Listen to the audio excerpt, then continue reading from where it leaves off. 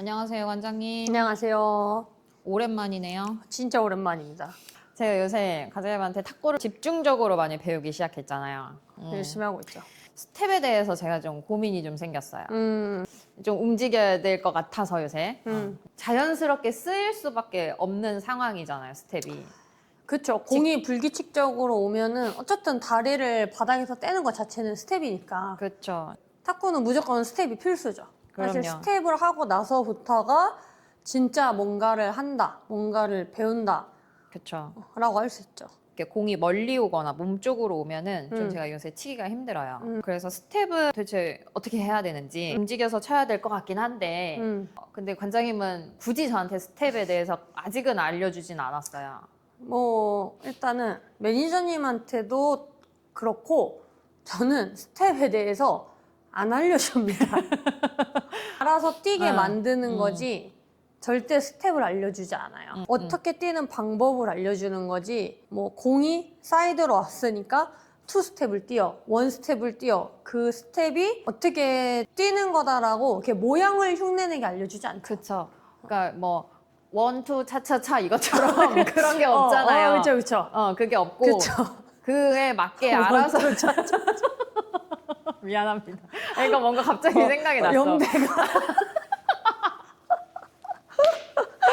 갑자기 생각이 났어. 왜냐면 그쵸. 이게 뭔가 그러니까 뭘 말하고 싶은지 알 것 같아. 그러니까 아. 댄스 스포츠를 배운다 그러면 그쵸. 공식적인 스텝이 있잖아요. 그 원투 차차차 그쵸. 같은. 그쵸. 근데 탁구는 사실 그게 없거든요. 그런 것 같더라고요. 근데 원투 차차차를 배우는 분들이 있더라고요. 있어요. 맞아. 있어요. 메커니즘을 배우고 나니 전혀 필요가 없다라는 걸 느꼈고. 원투 차차차 안 가게. 그렇죠. 근데 비유를 그렇게 해서 너무 죄송하긴 한데. 아니야. 어쨌든 간에. 아주 좋은 비유였어요. 그래요? 아주 좋은 비유였어요. 근데 뭔가 해야는 하는데 어떻게 해야 하는지 모르겠어요. 그렇죠. 우리는 방법을 알려주죠. 근데 방법을 알려줄 때 유튜브를 보잖아요. 다른 채널들을. 그리고 그쵸. 유튜버들을 보는데 네. 거기서 알려주는 스텝하고 솔직히 너무 다르거든요. 아예 다르죠. 아예. 아까 제가 말한 것처럼 멀리 오거나 몸 쪽으로 오면은 치기가 너무 힘들어요. 스텝은 어떻게 해야 되는지. 그거를 한번 오늘 좀 원장님이- 풀어볼까요? 네. 자, 그럼 오늘 스텝을 메인으로 두고 풀어볼 건데 일단은 스텝이란 무엇인가를 좀 알아야 돼요. 탁구 스텝은 어쨌든 지면 발력에 의해서 발이 지면을 차고 발이 띄어지는 게 저는 스텝이라고 생각을 하는데 우리 탁구 배울 때 스텝 배울게요 하면은 보통 어떻게 배우냐면 그래요. 궁금해요. 자, 저도 물론 이렇게 똑같이 알려준 적이 있어요. 저 또한 그래서 정확히 알고 있습니다. 자, 일단 우리 포스트로크 배우잖아요. 포커스 한번, 백코스 한번 이렇게 드릴 거예요. 그러면 푸더크라는 걸 배우는데 자, 쳤어요. 자, 오른발 먼저 떼고 왼발 가고.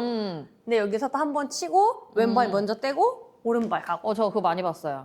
이게 공식 스텝이에요. 원투 차차차. 네, 맞아요.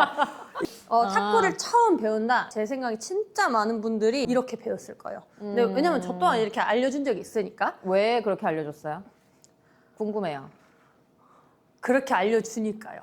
다들. 네. 그러면은 관장님도 공부하기 전에는 이렇게 그 흐름 따라 간 거예요. 거지.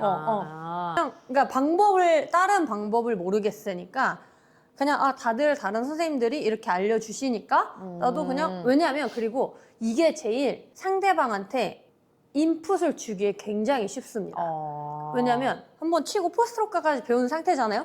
쳤어요. 자, 왼발 띄어서 오른쪽으로 가세요. 얼마나 쉬워요. 그치. 그럼 그럼. 오른발 띄어서 근데 이것도 안 되는 분들이 있어요. 그렇기 때문에 가장 쉬운 난이도로 알려주신 거예요. 발을 떼게 해야 되니까. 발을 떼는 게 너무 어색해서 이렇게 알려줘요. 근데 이게 게임에는 한 번도 나오지 않습니다. 안 나와요. 불규칙적인 상황에서는 절대 안 나와요. 그리고 여기서 공을 좀 빨리 주면 결국엔 이런 느낌으로 치게 돼요. 내 발에 내가 꼬이나요? 네, 맞아요. 맞아요. 더 이상 알려주지 않아요. 이 스텝은. 음. 오류들이 너무 많아요. 공의 박자도 안 맞고요. 이건 왜냐면 코치 선생님들께서 여기에 박자를 맞춰서 공을 주시기 때문에 그렇게 배웠어요. 근데 게임 때는 그 스텝이 안 나온다 그랬잖아요.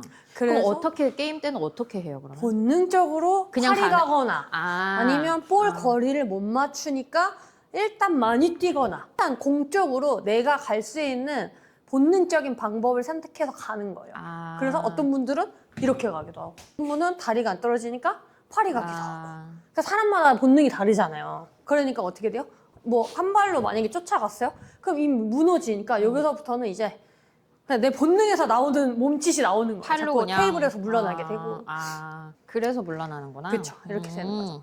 저희는 어떻게 스텝을 알려주냐. 이 사람이 지면을 누르는 힘이 생기는 게 보이면 그때는 알려줘요.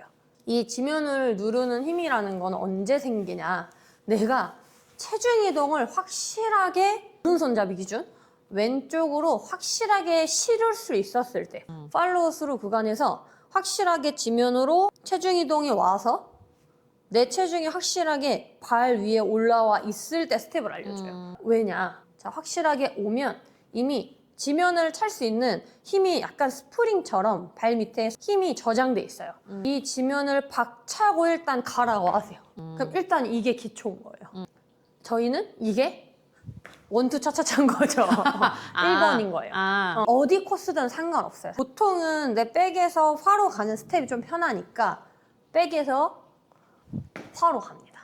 체중 이동이 좀 부드럽게 돼서 지면을 찰 수 있게 되면 사실 여기서부터는 볼 쪽으로 지면을 차보세요 하면은 알아서 찹니다. 현우. 이게 저는 기본 포, 백, 스텝 할 때 알려주는 스텝이에요. 한번 차 내기 시작하면은 그다음부터는 좀 쉽겠네요, 보니까. 너무 쉽죠. 너무 쉽죠. 자, 근데 여기서 뭐가 문제냐. 왜 체중 이동으로 지면을 누를 수 있을 때 스텝을 알려주냐. 체중 이동이 오면 힙힌지한 상태에서 고관절이 이렇게 딱 접혀서 뒤로 가면 살짝 무게중심이 다운됩니다. 다운이라는 힘이 생기는 거는 다 힘의 저장이거든요. 그러면 다운된 상태니까 힘이 알아서 저장이 되겠죠? 지면을 차내시면 돼요. 차내서 다운, 사이드, 다운, 사이드 이렇게 진행을 할 수 있는 거죠. 근데 그게 박자를 맞출 때 얼마나 용이한지. 엄청 쉽죠. 포 랠리를 먼저 해볼게요. 사이드, 사이드 이동해볼게요. 자, 둘, 둘, 둘, 둘, 둘, 둘, 왼발, 왼발 차내서 더 빠르게 주셔야 돼요. 둘, 둘, 둘, 둘, 둘, 둘, 둘, 둘, 둘, 이런 식으로. 어디로 와도 내가 공적으로만 차내면 되니까 좀 쉬운 스텝이 되는 거죠. 둘, 둘. 그러니까 일단 일어나지 않는 게 중요하고 일어나지 않는 게. 더 느리지 않아요? 훨씬 빠르죠. 훨씬 빠르죠. 이게 느리다고 생각하는 이유가 체중이 왼쪽으로 확실하게 넘어오니까 공이 더 빨리 올 거라고 생각하잖아요. 근데 그게 아니고 체중이 넘어오면 힘이 아까 제가 스프링처럼 왼쪽에 딱 실린다 그랬잖아요. 스프링이 어때요? 힘을 빵 놓는 순간 엄청 빠르게 스프링이 팡 튄단 말이죠. 그냥 힘이 없는 상태에서 리듬을 위아래로 딱 차는 것보다 훨씬 더 빠르게 공쪽으로 반응 속도가 좀 빨라질 수 있어서 훨씬 더 빠르게 뛸 수 있게 되는 거죠. 그 치는 게 네. 아까 말씀하셨던 고관절 쪽인가요? 아니면 발목이나 그 지면 반발력을 지면 반발력을 쓰기 위해서는 그러니까 하지의 관절은 발목, 무릎, 고관절이잖아요. 얘네들이 동시에 같이 접혔다가 발을 밀어내면 이 발과 엉덩이 근육이 연결돼서 같이 차주는 거죠. 같이 차주는 거죠. 그러니까 발과 엉덩이는 항상 힘이 연결돼 있다고 좀 봐줘야 됩니다.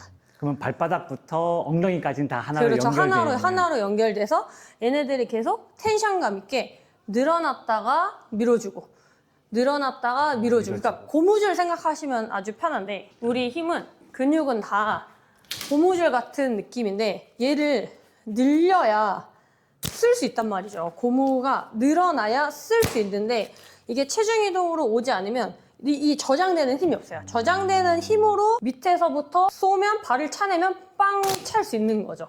요게 지면 발력의 원리라고 좀 생각하면 쉽습니다. 리시브 상황에서 생체인들은 문제점이 자꾸 쓰는 게 문제인 것 같은데. 네. 근데 관장님은 더 다운을 시키라고 알려주시잖아요. 그렇죠. 리시브 상황에서 보통 우리가 제일 많이 하는 실수가 거의 다 똑같은 게 리시브의 자세래요. 그러니까 여기에는 좀 사람마다 포지션 다를 수 있는데 자, 이 상태에서 이렇게 들어와요.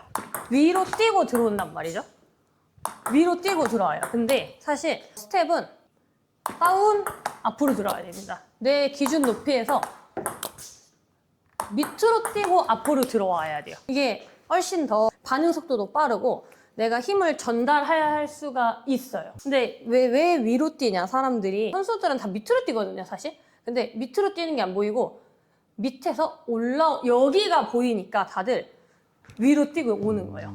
이미 위로 뛴 상태에서 힘을 잃어버리니까 아무것도 할 수 없는 상태가 되는 거죠. 그냥 공을 따라다니게 되고 리시브 자세에서 고관절이 뒤로 빠져서 다운을 하고 여기서 무언가를 좀 잡으려고 하는, 여기서 지면 발력에 의해서 다음 스텝이 좀 이루어져야 되는 거죠. 저희가 레슨 받을 때도 어떤 분도 다운으로 스텝을 하라는 얘기는 한 분도 해본 적이 없어요. 그렇죠. 생체인 입장에서는 그냥 영상을 보면서 말씀하신 것처럼 선수들이 그냥 일어나는 것처럼 보여요. 맞아요. 영상을 보면 우리가 팔로 치는 것만, 상체를 위주로 컷이 나오니까 팔로 치는 것만 보이듯이 보이는 사람 눈에는 보이지만 위로 뛰는 것만 보이기 때문에 박자를 이렇게 맞추는 거나 하고 위로 업스텝을 하고 들어오는 거죠. 근데 박자가 어쨌든 밑으로 뛰어서 들어오든 위로 뛰어서 들어오든 타이밍 자체는 맞기 때문에 위로 뛰는 분들이 되게 많은 거죠. 항상 리시브 자세는 기준 높이에서 오히려 아래로 내려갔다가 다시 올라와야 된다. 아래로 내려가면 그냥 자연스럽게 다시 올라오게 되거든요. 근데 위로 뛰지 않았을게.